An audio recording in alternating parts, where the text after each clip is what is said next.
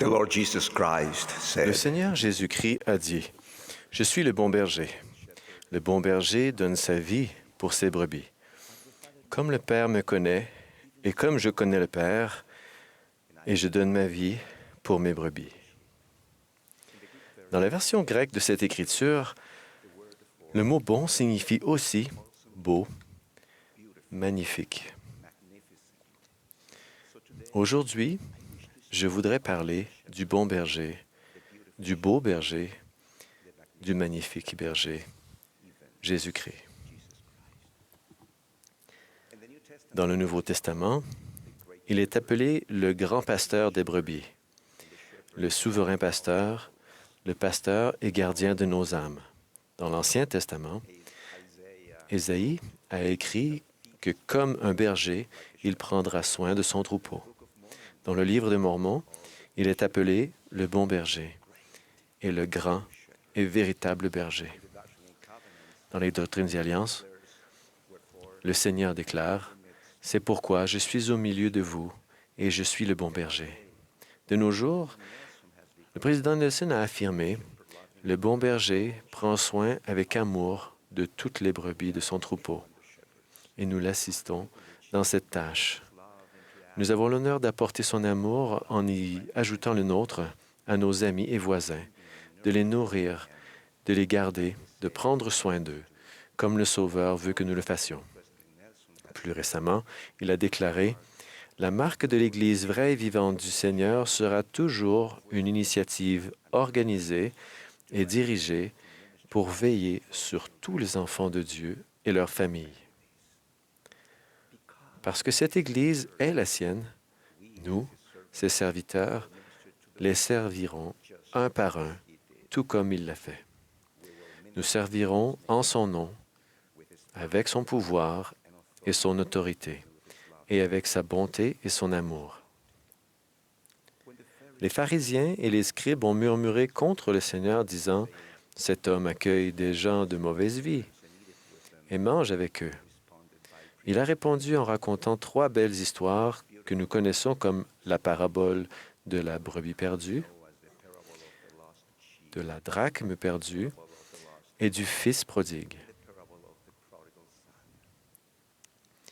Il est intéressant de noter que quand Luc, auteur de cet évangile, a rapporté ces 3 récits, il a utilisé le mot parabole au singulier, pas au pluriel. Le Seigneur a utilisé 3 histoires pour enseigner une seule leçon. Dans chacune d'elles, il est question d'un nombre différent, 100 brebis, 10 drachmes et 2 fils. Cependant, le chiffre qui revient est le numéro 1. Nous apprenons ainsi que même si nous sommes chargés de veiller sur 100 frères et membres potentiels du Collège des anciens, ou sur 10 jeunes filles, ou comme enseignant sur 2 enfants de la primaire, nous devons toujours les servir, prendre soin d'eux et les aimer, un par un, individuellement. Nous ne disons jamais « quelle brebis stupide », ni « après tout, je n'ai vraiment pas besoin de cette drachme », ni que ce fils est rebelle. Si nous avons en nous l'amour pur du Christ, nous imitons l'homme dans l'histoire de la brebis perdue et laissons les 99 autres pour aller après celle qui est perdue, jusqu'à ce que nous la trouvions.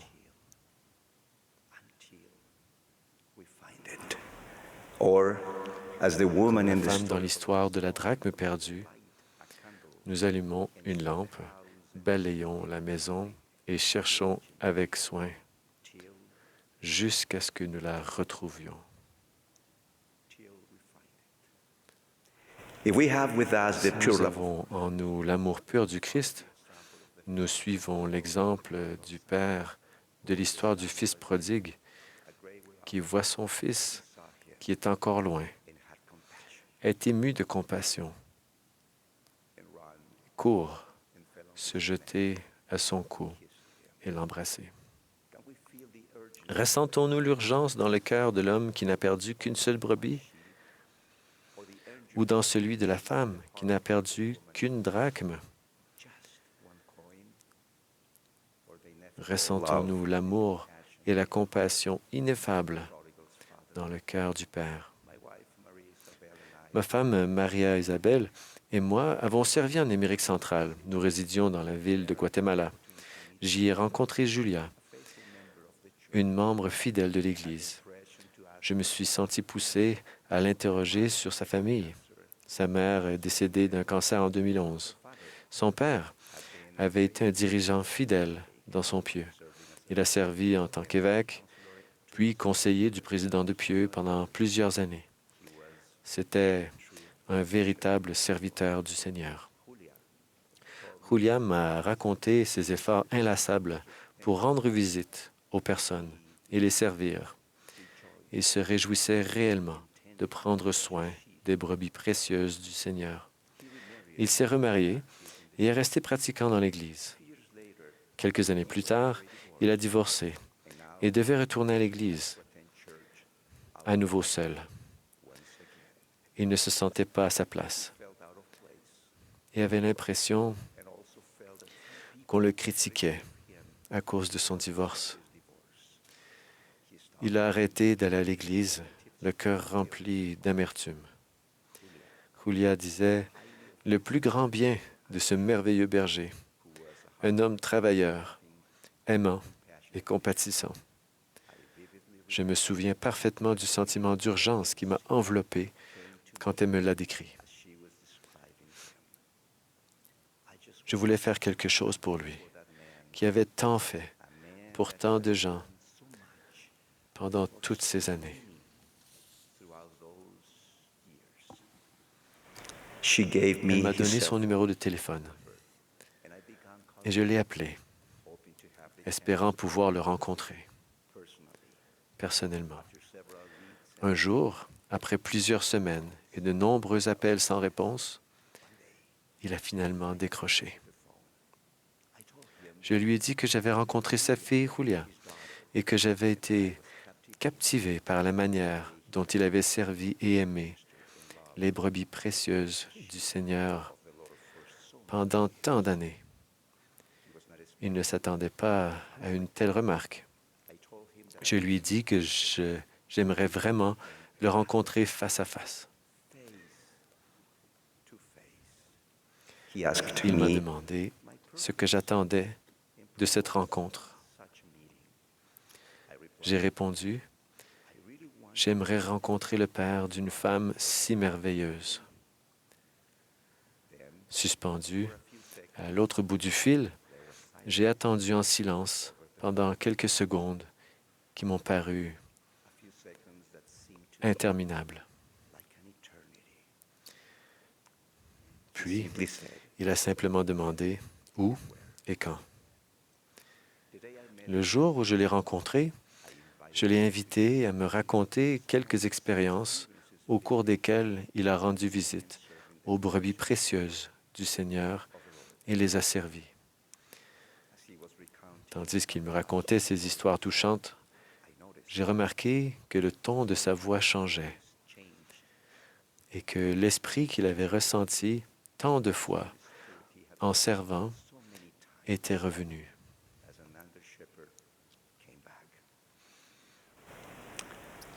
Ses yeux se sont remplis de larmes. Je savais que c'était à mon tour de parler, mais je ne savais pas quoi dire. Dans mon esprit, j'ai prié, « Père, aide-moi. » Soudain, je me suis entendu dire, « Frère Florian,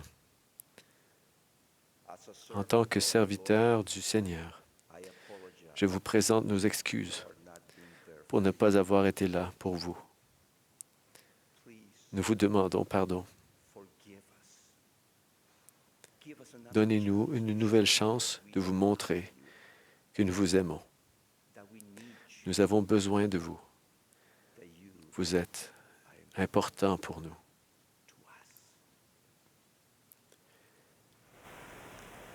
The following Sunday, Dimanche suivant, il était de retour. Il a eu un long entretien avec son évêque et est resté pratiquant. Quelques mois plus tard, il est décédé. Mais il était revenu. Je témoigne qu'avec l'aide du Sauveur, nous pouvons aimer ces brebis précieuses et les servir comme il le ferait. Et de la même façon, dans la ville de Guatemala, le Seigneur Jésus-Christ a ramené une de ses précieuses brebis au troupeau. Et il m'a enseigné une leçon de service que je ne pourrai jamais oublier. Au nom du bon berger, du beau berger, du magnifique berger, le Seigneur Jésus-Christ. Amen.